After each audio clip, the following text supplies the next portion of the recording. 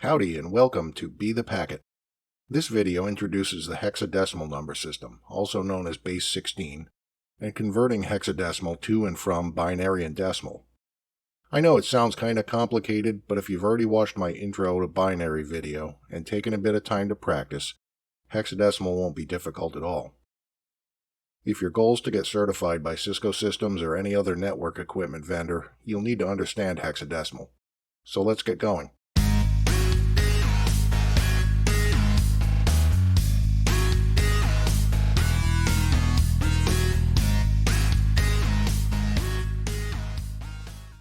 This is a hexadecimal number.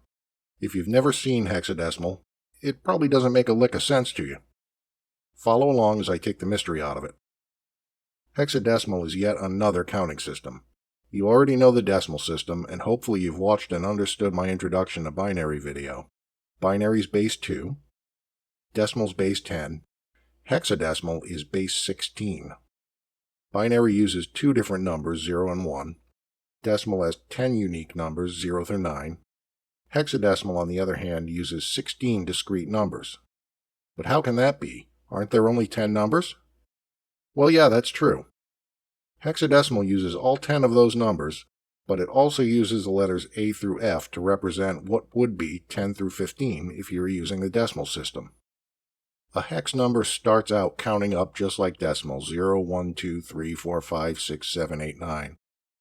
Then, instead of running out of room in that position and having to move to the next place and putting a 1 and a 0 to make 10, hex continues with A, B, C, D, E, F. The highest quantity a single-digit hexadecimal number can represent is 15, and that would be the letter F. In binary or decimal, when a digit reaches its maximum value, you move a position to the left and increment that position by 1. It's exactly the same using hex. The difference lies in the quantity each position or place represents. In binary, decimal, and hexadecimal, position all the way to the right, position 0, represents the quantity of 1s you have. In binary, when you move a position to the left, the quantity doubles. In decimal, it's multiplied by 10. In hexadecimal, the multiplier is 16. To show you what I mean, let's compare to decimal. In both systems, 0 through 9 and position 0 means the same thing. Here's where it gets interesting. In decimal, a 9 is the largest single digit available, so you have to move to the left and put a 1 there, and that represents one quantity of 10. In hexadecimal, you continue with A, B, C, D, E, and F. If you need to increase it one more, that's when you move to the left and you put a 1 there. But that one represents one quantity of 16.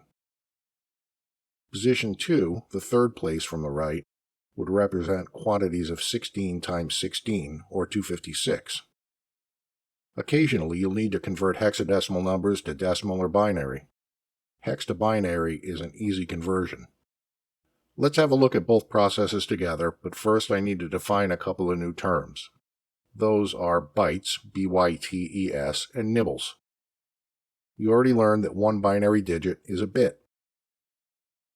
A byte is 8 of those bits, and a nibble is half a byte or 4 bits. Okay, here's why this is relevant all of a sudden. 4 bits, or 1 nibble, can be a value up to 15. A hexadecimal digit can also be a value up to 15. What this means is each hexadecimal digit is a nibble, and a 2-digit hex number is a byte. Let me show you some examples. Let's take the hexadecimal number 97 for starters. The 0x prefix is used to indicate the following number is in fact hexadecimal. It isn't part of the number. Begin by separating the digits. Since a 2-digit hex number is 8 bits, below them write out 8 places with the binary positional values beneath them. Start from position 0, convert the 7 to binary, and write the digits in the corresponding 4 bits. So far you have 0, 1, 1, 1. Move to the next digit in the hex number, 9, and do the same. That gives you binary 1, 0, 0, 1. Add the values. 128 plus 16 plus 4 plus 2 plus 1 equals 151. 97 hex equals 151 decimal. Using the same number, hex 97, let me demonstrate the other conversion method using the hex positional values. Position 0 is 1s, and position 1 is 16s. There are 9 quantities of 16, or 144, and 7 quantities of 1. 144 plus 7 is 151. The time has come to beg for subscribers. Please remember to subscribe, click the notification bell to get all notifications, like, comment, and share this video. It really does make a difference. Thank you. Let's convert another 8-bit hex number. This time we'll use DA. Again, I'll show both methods. Separate the digits, write out the positions for binary and their positional values. Starting on the right, hex A is decimal 10, which converts to 1010 binary. Next, hex D is decimal 13. Converting to binary gives you 1101. Now convert the whole binary string to decimal. 128 plus 64 plus 16 plus 8 plus 2 equals 218. Now the direct conversion method. 13 times 16 is 208, and 10 times 1 is 1. 208 plus 10 is 218. The results match. I'm going to make this next one a bit harder. It's going to be a 16-bit number this time, so it'll be 4 hex digits. We'll convert directly to decimal first. I'll write it out with the positional values so it's clear what I'm doing. Just be prepared because this could get a little messy. Hex 7F3E is our new number. Let's give the digits some separation. Now we can calculate the positional values. From the right, position 0 is always 1. Next, in position 1, since we're working with base 16, that value is 16 times 1, 16. Position 2 is 16 times the previous position. 16 times 16 is 256. Position 3. 16 times 256 is 4096. See how the numbers can get kinda massive in a hurry? Alright, let's convert it. From the right, 14 times 1 is 14. 3 times 16, 48. 15 times 256 is 3,840. And finally, 7 times 4096 is a whopping 28,672. Just add them all up. They total up to 32,574. So hex 7F3E equals decimal 32,574. This is a good time to talk about exponents. You know, that little tiny number raised up in superscript to the right of another number? I'll add the exponential notations to the positional values. The positional values can be expressed in the form of the counting system's base, in this case it's 16, to the power of the position. Remember that position numbers start on the right with 0 and go up moving left. There are a couple rules about exponents you might have forgotten from math classes. First, any positive number to the power of 0 is 1. Second, any number to the power of 1 is itself. That's why position 0 in all counting systems always represents the quantity of 1s the number contains. Let's look at position 2, the third from the right. 16 to the power of 2 is 16 times 16. Position 3 is 16 times 16 times 16, and that's 4,096. This will be relevant in data networking. It's outside the scope of this video, but I'll be covering it along with network addressing and subnetting in the very near future. Well, I've gone off on that tangent long enough now. It's time to convert our 7F3E to binary. Recall that each hex digit is a nibble, and a nibble is 4 bits. For the 4 hex digits, we need to write out the positions and the positional values to 16 bits. Separate the hex digits and spread them over their nibbles. Convert each one to binary. From the right, E, or 14 decimal, converts to 1110. Moving a position to the left, 3 converts to 0011. F, or 15 decimal, converts to 1111. And last, 7 converts to 0111. Now convert it to decimal like any other binary number. This one's a little long, but it's the same basic operation. 16,384 plus 8,192 plus 4,096 plus 2,048 plus 1,024 plus 512 plus 256 plus 32 plus 16 plus 8 plus 4 plus 2 does indeed produce the same result of 32,574. You might be starting to see that depending on the hex number, it can be much easier to first convert it to binary rather than trying to convert it directly to decimal. A lot of the time you can look at a hex number and do the binary conversion in your head easier than multiplying things by 16, like, let's say, 14 times 16. That one's a little tough in your head. Try both methods and you'll figure out which one you want to use and when. This does get a lot easier with practice. You're going to have to trust me on that. Practice these conversions on your own and get proficient at it. There's nothing wrong with writing everything out. In fact, when I've taken certification tests, I always write conversions out. Missing an answer can be the difference between passing and wasting a few $100s only to fail. I've found it's pretty rare to need to convert decimal or binary to hex, but this video wouldn't be complete if I didn't cover those also. Binary to hex is dead simple. So much so I recommend that if you have to convert decimal to hexadecimal, you're probably better off to convert to binary first and then to hex.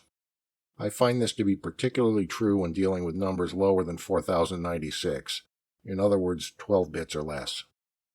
I'll get you started with decimal 237, and at this point I'm assuming you already know how to convert decimal to binary, so I'll run through it pretty quickly. Start with 8 positions written out with the binary positional values. I've included the exponential notation for each position this time so you can start to get used to seeing it. 237 is greater than or equal to 128. A 1 goes in that position. Subtracting leaves 109, and 109 is greater than or equal to 64. A 1 goes there and you have 45 left. Put the 1 on the position over 32. Subtract 32 from 45, that leaves 13. If you were to subtract 16 from 13, the result would be negative, so that won't work. Put a 0 there and move to the right.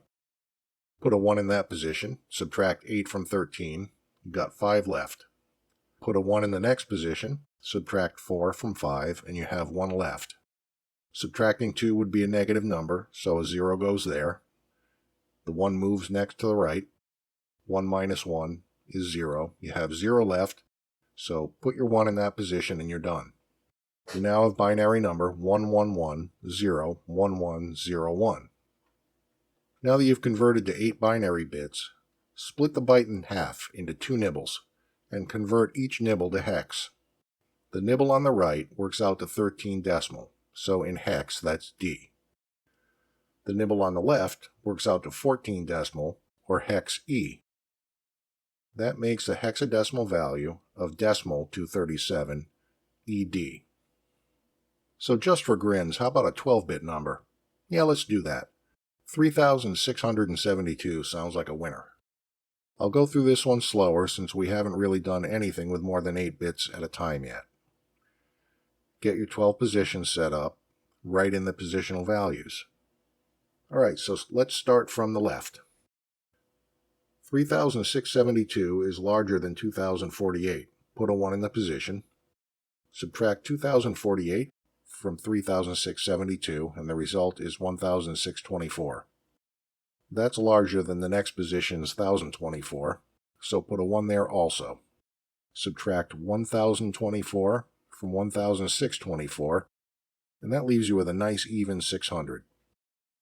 600 is larger than 512, so a 1 goes there. Subtract 512 from 600, and you have 88 left. Subtracting either 256 or 128 from 88 would be a negative result, so both of those positions get a 0. Subtracting 64 from 88 works, so put a 1 there. That leaves you with 24. 24 minus 32 would be negative, so that's not valid. Put a 0 there and move on to 16. 24 is larger. Put a 1 there, subtract 16, and you have 8 left. 8 is the exact value of the next position. Put a 1 there. Subtract 8 from 8 leaves 0, so the remaining positions each get a 0. The binary number is 1110, 01, 01, 1000. Almost done. Separate the binary number into nibbles. Convert each nibble to hexadecimal.